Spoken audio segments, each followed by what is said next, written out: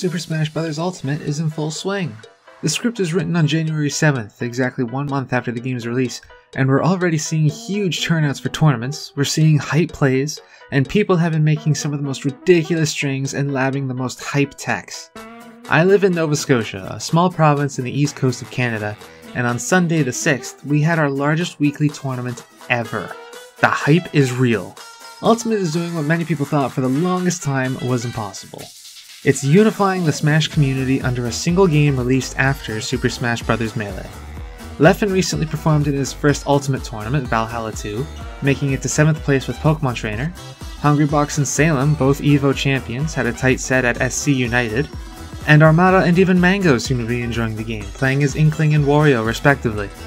Who knows how long it'll last, of course, it's only been a month. But Ultimate is doing so much more to attract everyone than Brawl or even 4 did. And it's not just the old Melee veterans that the game's attracting.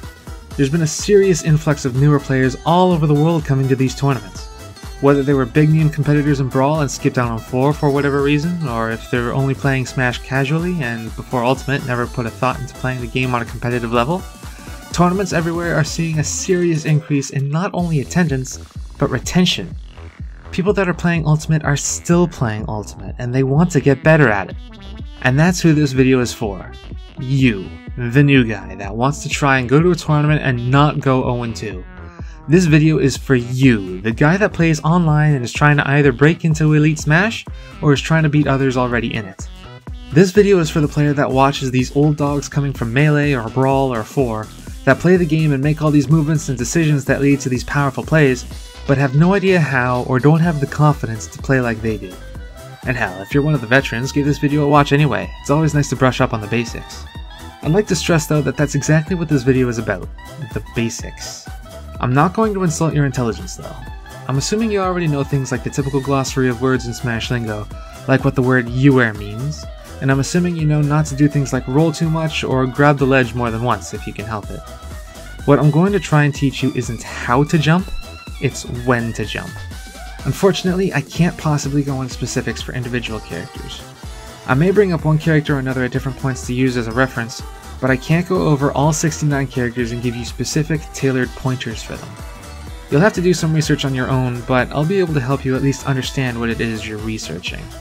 The term neutral is fairly universal among any fighting game from as early as Street Fighter to as recent as Dragon Ball FighterZ, and that includes every Smash game to date.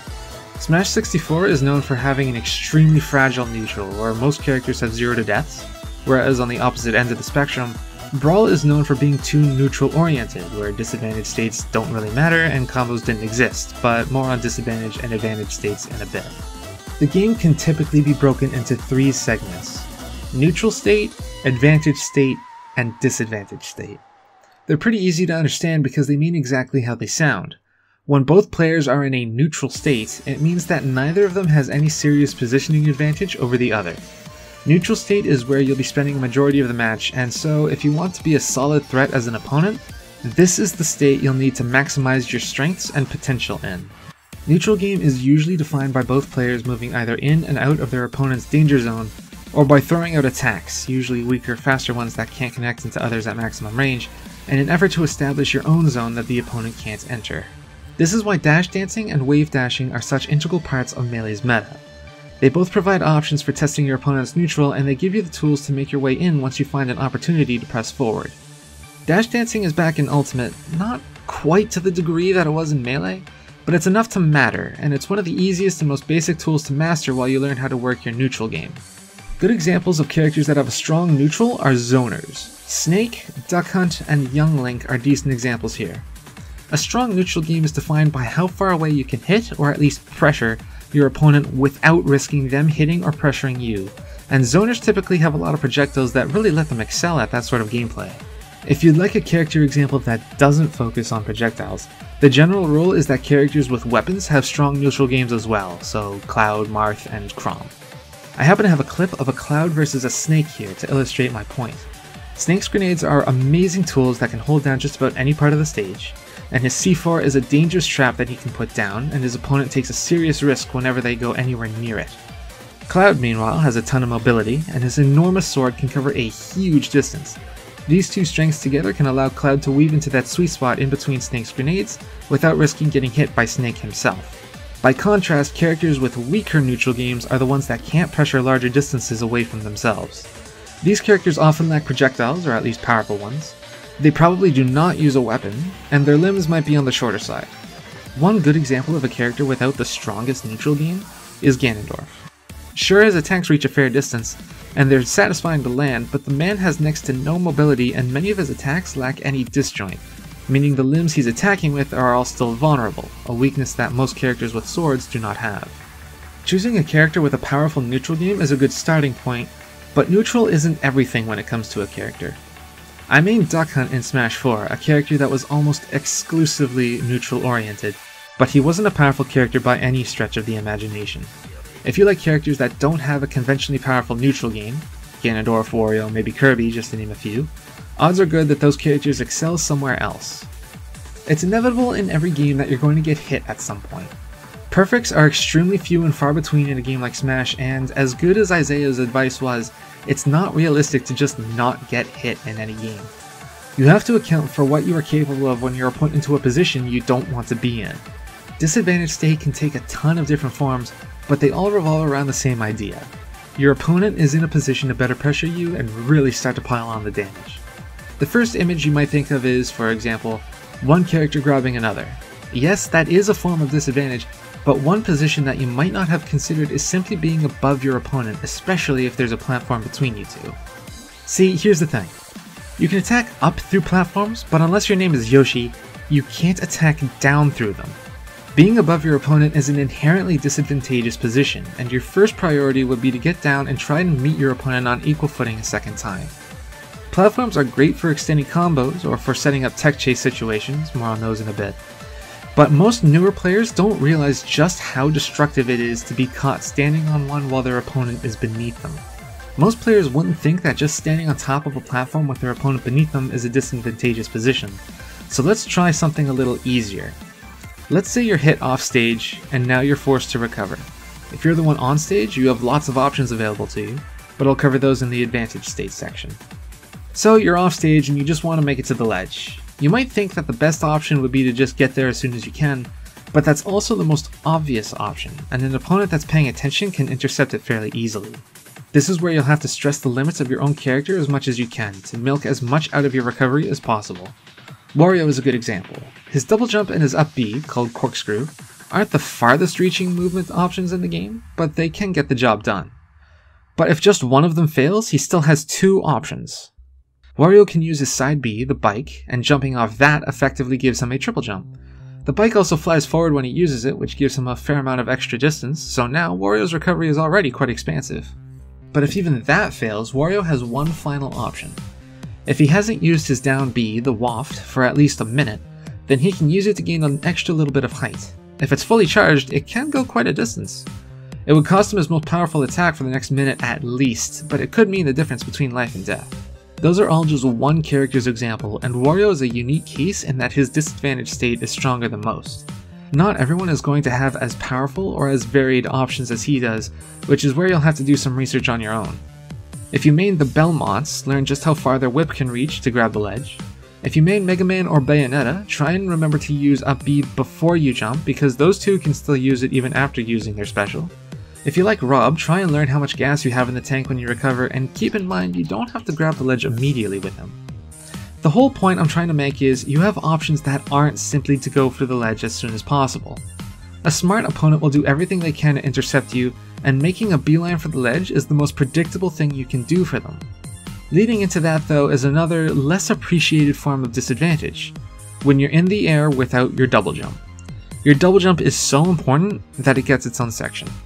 I was serious earlier about telling you when to jump. Let me be real with you. Your double jump is an extraordinarily precious resource that you shouldn't just use. I've seen newer players and even older veterans use their double jump on stage without really thinking of the repercussions that means. Look, I say this from experience. I come from Brawl and I needed someone to tell me that I was using my own double jump like a loon before I realized how right they were and how dumb I was being about it. Shoutouts to Lord Chair while I'm at it. Let's consider a pretty simple scenario. You just took your opponent's stock and you're waiting for them to respawn. They do, and of course they start coming at you, but they have a few seconds of invincibility, and you can't hurt them at all until it wears off. So the best play available would be to just run away from them, and your first instinct might be to try and go high by using both your jumps. Except now you've willingly removed your strongest mobility option for the exact same thing that holding shield, or dodging, or even just running away would have also accomplished. You're in the air without your double jump, and the only place you can go is right back down. You don't get your double jump back when you're hit, so if your opponent sees you use your double jump so recklessly, you'll have no way to escape if they try and pressure your landing. Sure, you still have your air dodge and your up special, but those are ridiculously committal compared to your double jump that you can do anything out of on frame 1. It's easy to take your double jump for granted considering you get it back as soon as you touch the ground or grab the ledge, but using it removes so many of your own options. Heaven forbid if you use your double jump erroneously and you're hit off stage, you're now forced to use your specials to try and recover, and if you're hit out of that, for most characters that's the stock, all because you wanted some extra height right away. Characters with multiple jumps, like Kirby, Jigglypuff, etc., have a bit more flexibility with their movement, but the train of thought maintains, especially for heavier guys like Charizard and Ridley. Since I posted my guide on Ridley back in December, I've tried to apply one train of thought to my recovery. Ridley doesn't actually have 2 double jumps. What he has is 1 double jump and 1 emergency jump. If I ever use my second jump, I'm probably in serious trouble. For a lot of players that play in a higher level tournament setting with characters that have more exploitable recoveries, what they try to do is use their up B without using their double jump if they have the distance for it. Fatality and his Captain Falcon is a great example of a player knowing when to save his double jump for when he truly needs it. This way, even if you're hit out of your recovery, you still have your double jump and you can make it back if the edgeguard doesn't kill you. Believe me, it's a good habit to get into. Now that we've talked about what to do when you're put in a bad position, it's time to talk about what you do when the tables are turned and you're the one to capitalize on your opponent's poor positioning. As you might guess, it's significantly easier and less stressful to maneuver when you're the one with the advantage, but since the onus is on you to make the decisions, you'll need to be able to react quickly to what your opponent does. You still need to be careful. A misstep can see you back in neutral or worse. Before I go forward though, I just want to note, one of the marks of a strong player is knowing when to stop pushing. A good player will push their advantage as far as they can, but as soon as their opponent is capable of air dodging or attacking or is capable of making it back to neutral, a great player will know to stop. There is no worse feeling than overextending your advantage state just to have it be reversed on you, believe me. Anyway, as before, advantage state can take a bunch of different forms, but it's generally easier to understand what they are when it's you that's in the better position. You'll sometimes hear commentators talk about stage positioning while the players are in neutral. This often refers to one character being more center stage than the other. The one in center stage has stronger positioning and is therefore in a form of advantage state because they have more mobility options, whereas the one closer to the ledge has 2 options. Forward straight into you, or trying to go over you, which conversely puts you beneath them. Being underneath your opponent, even when there isn't a platform between you, is a good example of being in advantage state. Sure, your opponent has some options, including attacking or using their double jump to stay away from you, but you generally have more options than they do, including shielding or pivoting. Few characters in the game have the aerial mobility to beat a dash or a pivot, unless they're willing to air dodge, but that's a very risky move that gambles on you being too slow to capitalize. But none of that assumes that there is a platform between you two. You can surmise that everything I talked about in the disadvantage section applies to you in reverse, and you'd be correct. But there are 2 things in particular that I didn't mention. The first is that your job as the aggressor in this position is to prevent your opponent from trying to meet you in equal footing. That means that, as aggressive as you might feel you have the right to be, you can't pass through the platform and meet them up there because that means leaving your safety net. Most characters can use up tilts or smash attacks or short hop up airs to pressure platforms without passing through them. You'll have to master pressuring them the same way using your character's tools. Everyone can do it differently. The second is something I mentioned a while back, something called a tech chase situation. To break it down for you, a tech is what happens when a character is knocked into a tumble, but the player presses shield before hitting the ground and they return to their feet with some invulnerability. The game calls this an ukemi, but the competitive scene calls this a tech. Techs can happen anywhere on stage. All they require is a hit strong enough to put a character into a tumble. The character doing the teching can either roll in, roll out, or stand up in place. You, as the aggressor, know that they can only choose one of these three options, and you have a 1 in 3 chance to read their action and respond appropriately. And if you happen to hit them on a platform, their movement options are severely limited no matter which direction they input. Most attacks are generally wide enough to cover more than one option, typically tech in place or one of the rolls, giving you a wider range of options to choose from. Being forced to tech on a platform is a very make or break situation. And before anyone wonders, not teching at all and just taking the platform is technically an option, but it leaves you vulnerable for a longer time and prevents you from returning to your neutral stance faster than teching would. The only viable reason to not tech would be if you wanted to do a get-up attack to surprise your opponent, but 9 times out of 10 I wouldn't recommend this. But let's talk about another, more important aspect of an advantage state. Let's say your opponent is off stage and you are on stage. On paper, this is by far the most powerful position you can be in.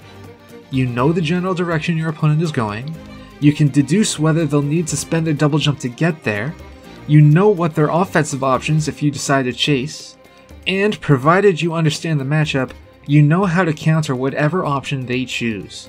Their list of options is already quite small, and if they air dodge or double jump, that dwindles the list even more. Melee God Slayer Leffen once did a video not too long ago about Smash 4 players and newer Ultimate players not willing to go off stage to try and edgeguard their opponent. And he's absolutely right. A character's recovery is often more fragile than you might realize, and doing something as small as nudging them off their course can be enough to prevent them from making it back at all. This is your chance to be aggressive. Run off and hit them with an arrow or something. Even just threatening to do something in order to influence an action out of your opponent can be a devastating decision in your favor. But, and this is a pretty big caveat, I get that you can be nervous about the whole exchange. Leffen is coming from a game where pressing Fox's reflector was a do-it-all win button, and it's not halfway as easy to land a gimp to beat someone's recovery in Ultimate. Characters like Mewtwo and Palutena recover so quickly, it's difficult to force a meaningful option out of them, and Bayonetta is as impossible to edgeguard as she's always been. If you miss or guess incorrectly, then your opponent will make it back to the stage before you can. If you're at high percent yourself, you might not consider the exchange worth the risk. Maybe even think that your on-stage options are stronger than your off-stage ones. I get all that. I've been in every position you can imagine, from using a character with a weak off-stage game to being at high percent to being at low percent to everything in between.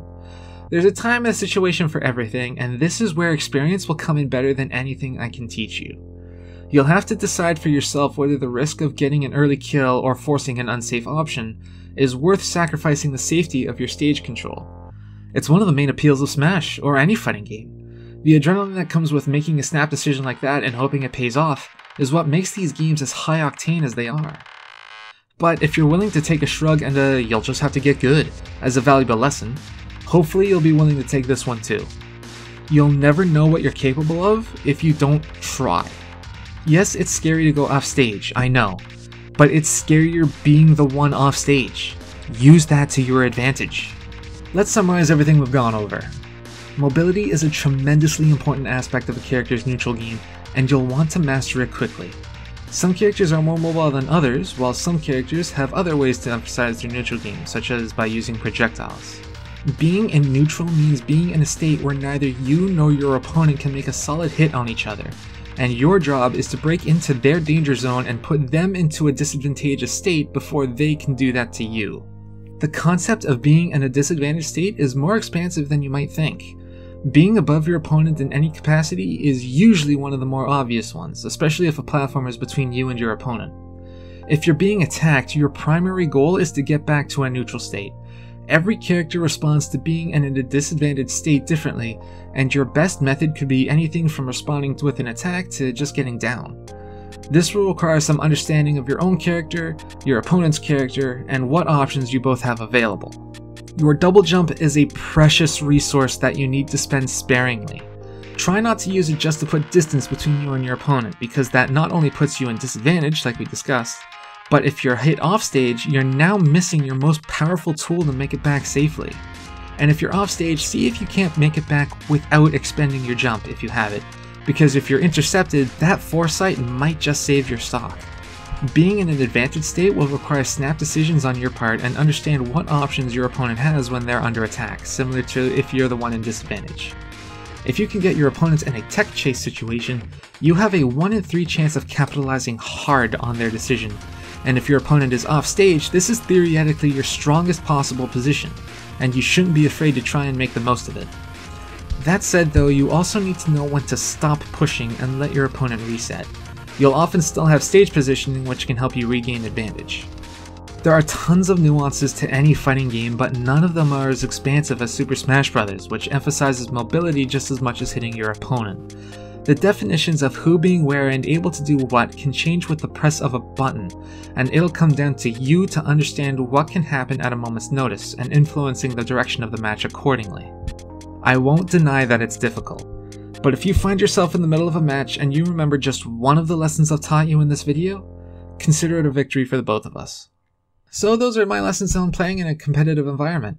If you'd like to see more content like this, and for more content on Atlantic Canada's Super Smash Bros. And their local scenes, be sure to subscribe to this channel.